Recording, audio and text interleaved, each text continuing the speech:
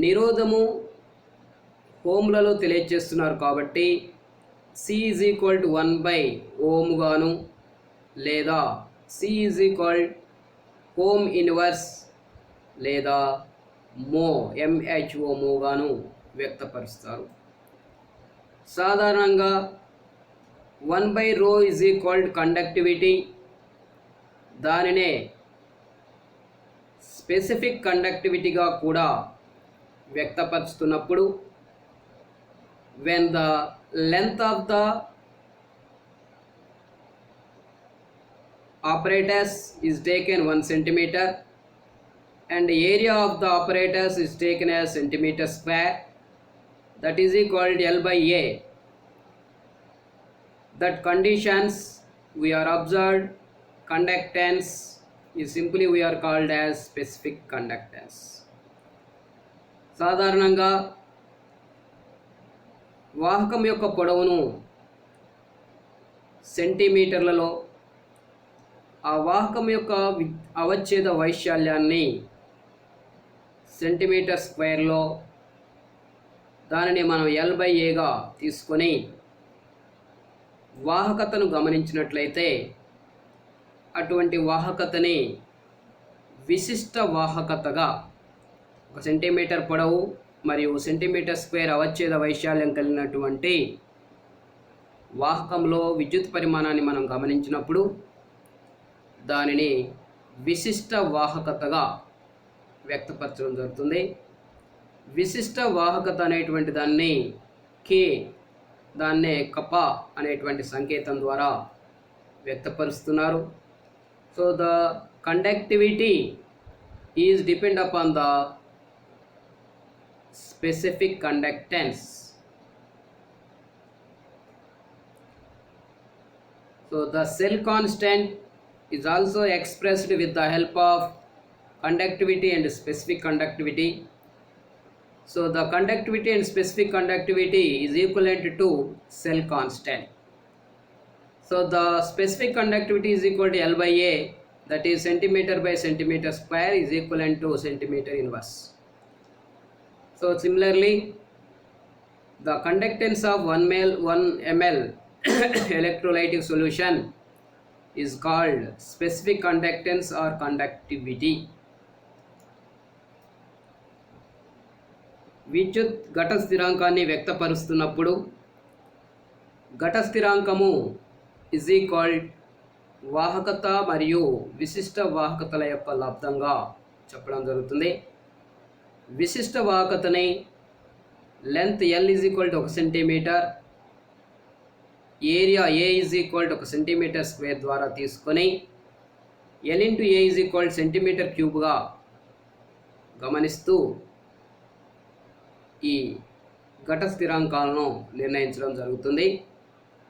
ఘట స్థిరాంకము K is equal conductivity into specific conductivity. కాబట్టి the conductance of 1 ml electrolytic solution is called specific conductance or conductivity గా చెప్పడం జరిగింది. So the molar conductance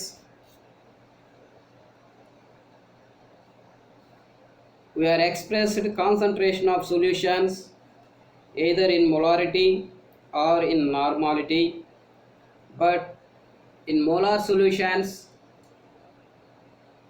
the weight of the substance, gram molecular weight, is dissolved in 1 liter or 1000 ml is simply we are called as molar solution. In the molar solutions, the conductivity of the substance is observed. It is called as molar conductance. So that molar conductance we are represented symbol lambda m is equal K into 1000 by m. So that K is equal conductivity constant or kappa. The m is equal molarity of the solution. సాధారణంగా ద్రావణాల యొక్క గాఢతలను వ్యక్తపరుస్తున్నప్పుడు molarity మరియు నార్మాలిటీల ద్వారా వ్యక్తపరచడం జరుగుతుంది.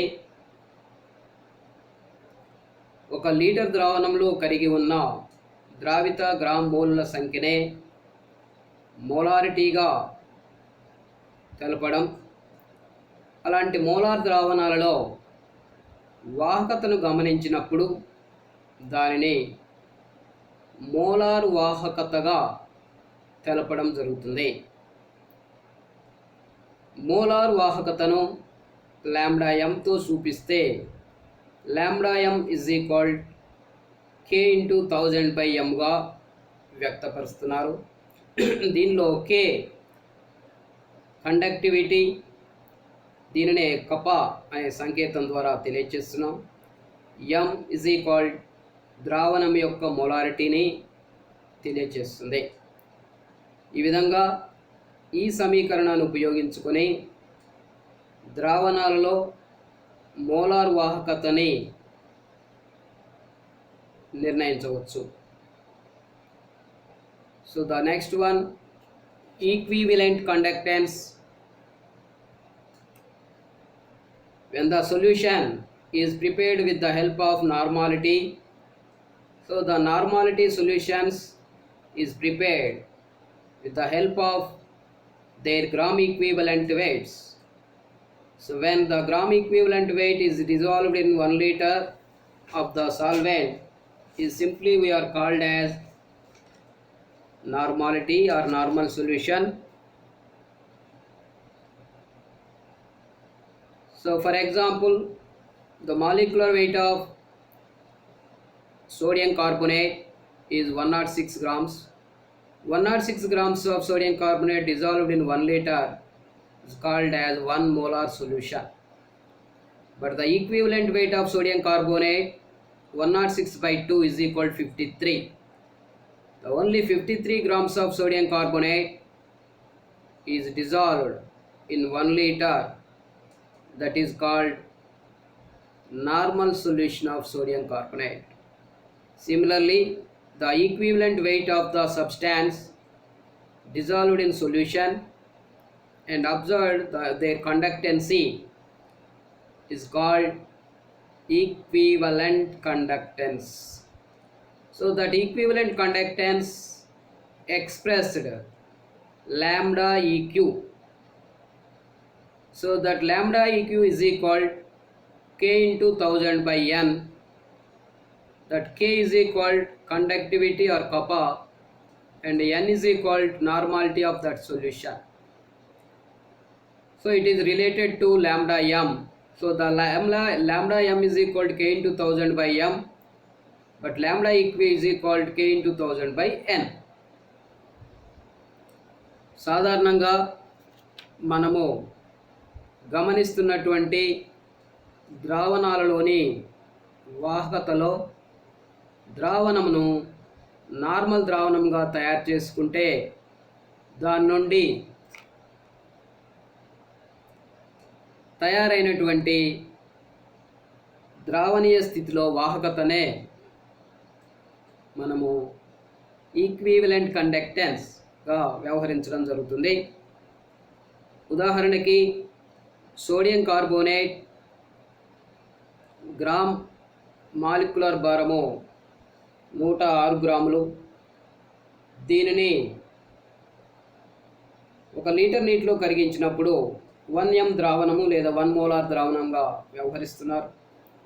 కానీ దాని తుల్య భారము 106/2 is equal to 53 గ్రాములు. 53 గ్రాములు 1 లీటర్ నీటిలో కరిగించినప్పుడు ఏర్పడిన ద్రావణంలో వాహకతని మనము నార్మల్ ద్రావణంలోని వాహకతగా లేదా ఈక్వివలెంట్ కండక్టెన్స్గా గమనించవచ్చు. ఈ ఈక్వివలెంట్ కండక్టెన్స్ని లాంబ్డా ఈక్యూ ద్వారా వ్యక్తపరుస్తున్నారు. Lambda EQ is equal K × 1000/n. ఇందులో K అనేది కండక్టివిటీ లేదా కపా, n అనేది ద్రావణం యొక్క నార్మాలిటీని తెలియజేస్తుంది.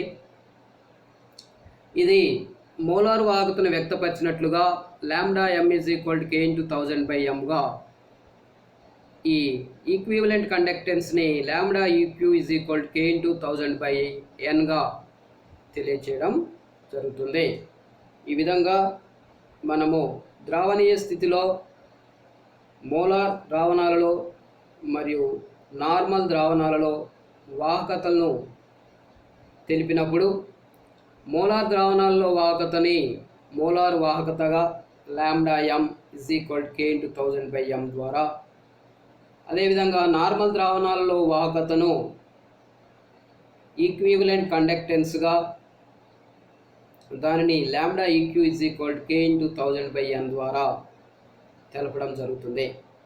ఈ విధంగా మనము విద్యుత్ రసాయన శాస్త్రం అంటే ఏంటి, ఈ విద్యుత్ రసాయన శాస్త్రంలో మనకున్నటువంటి విద్యుత్ శక్తిని రసాయన శక్తిగా మార్పు జరపడం, మరి రసాయన శక్తిని విద్యుత్ శక్తిగా మార్పు జరిగేటువంటి ఘటాలు ఎలా ఉన్నాయి, ఈ విద్యుత్ విశ్లేష ద్రావణాలలో మరి ఏర్పడినటువంటి అయాన్లు క్యాథోడ్ వైపు ఎలా ప్రయాణం చేశాయి, యానోడ్ వైపు ఎలా ప్రయాణం చేస్తున్నాయి, క్యాథోడ్ వద్ద క్షయకరణం ఎలా జరుగుతుంది, యానోడ్ వద్ద ఆక్సీకరణం ఎలా జరుగుతుంది, దీంట్లో ఉన్నటువంటి ఈ విద్యుత్ పరిమాణాన్ని మనము ఫారడే నియమాల ద్వారా ఎలా వ్యక్తపరచవచ్చు, వీటిలో ఉన్నటువంటి స్టాండర్డ్ రిడక్షన్ పొటెన్షియల్ని విద్యుత్ రసాయన శ్రేణులను ఆధారంగా చేసుకొని ఫారడే నియమాలను ఉపయోగించుకొని ఎలా గణించుకోవచ్చు.